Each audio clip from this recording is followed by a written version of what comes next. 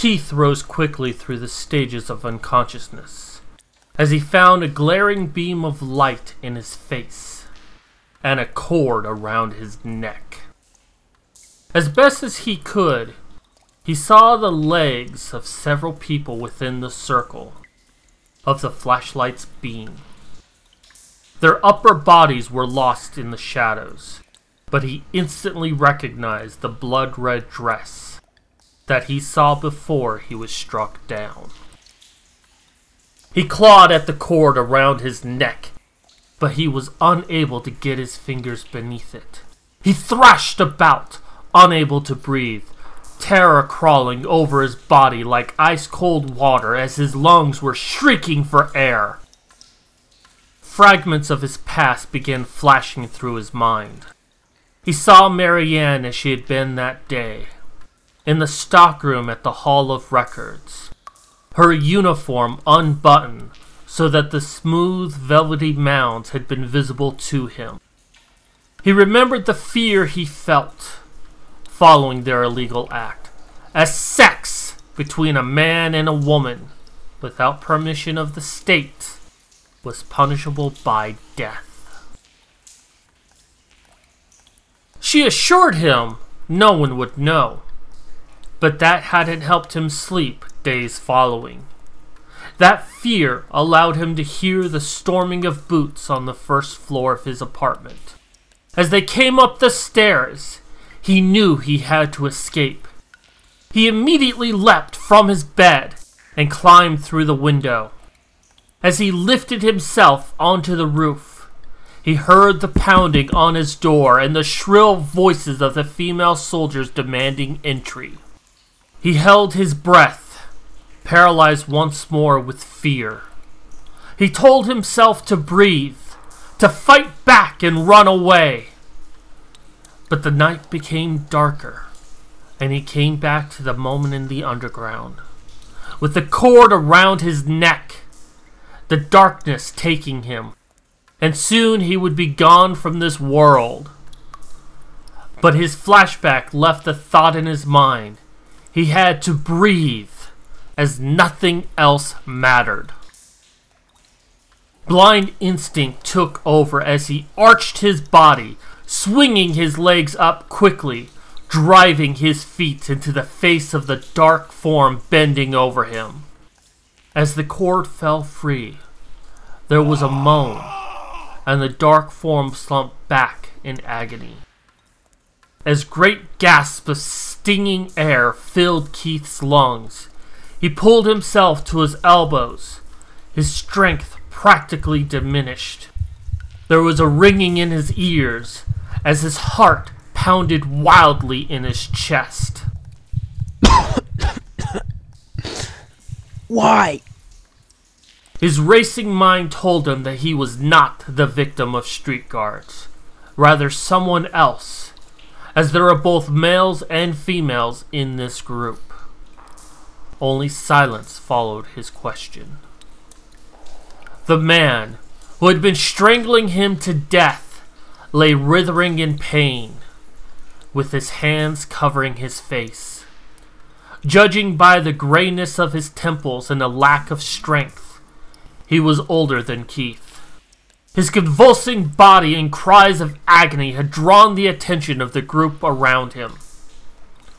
A woman stepped forward from the circle of observers and bent over the agonized attacker.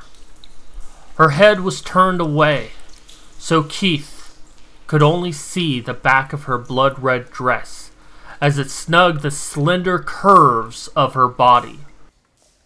She clutched at the man's hands and tried to force them away from his face. Let me help you.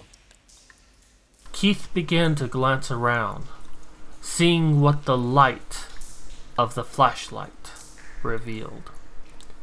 The concrete platform on which he lay was only a few inches away from a black abyss which he took to be the pit for the train tracks. If he rolled toward it suddenly and managed to land on his feet, he could risk running along the tracks in the blackness. They, whoever they were, had all of the advantages. They had light, and they outnumbered him.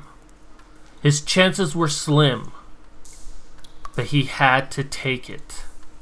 He rolled swiftly to his left and felt his body hurled into space. His feet came down, ready to spring into a full run on contact with a solid ground. All hope vanished as he slipped into the mud that sucked at his feet and ankles, pulling him down until he was knee-deep.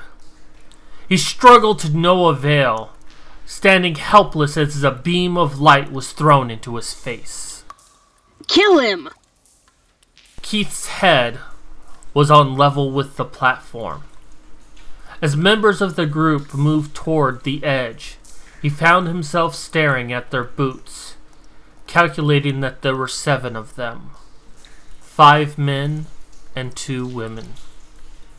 He gazed up at them with a pleading in his eyes. Kill him! The light moved slightly, as if the holder were fumbling in his clothing for another object. The object was now being pointed at Keith, and a light reflected off of it told him it was a revolver. Keith closed his eyes and did not move. His lips trembled slightly as he felt his knees would buckle if it had not been for the pressure of the mud around them. He was aware of the cold and of the beating of his heart. Both seemed to be the last thing he would ever feel. No! Wait! Don't kill him! Keith opened his eyes and peered at her through the dim reflection of the flashlight. Hope began to creep back into his thoughts. He's strong. We can use him. But what if he's a spy? It would be clever of them to send a man. He could mean the capture of the entire group. It's true. I say we kill him. No! The woman in red held her ground. Although Keith could not see her face clearly, he was aware of her stare fixed upon him. We'll hold him until tomorrow. If he's really wanted by the Feminists, there will be a reward for him. And if there's no reward? Then we'll kill him. There was nothing he could say in his defense. Pleading would be useless. He merely had to wait until the all-important decision of his life and death was decided upon by the group. Agreed. If we kill him now, we will be no better than the ones we're fighting. The gun was pulled from the circle of light and returned to its owner's clothing. Keith felt relief settle over him, with a chill across his skin. He was aware of the sudden outflow of his strength, of total exhaustion as his head slumped down against his chest. Not only had he escaped the soldiers and the street guards, he had also escaped the original fate planned for him by the strange assortment of subway dwellers. 2 sets of hands reached for him, grabbing onto him with a hard jerk, freeing him from his muddy constraints. Instead of feeling relief, Keith felt constrained by time itself, wondering how long until his death by those before him now.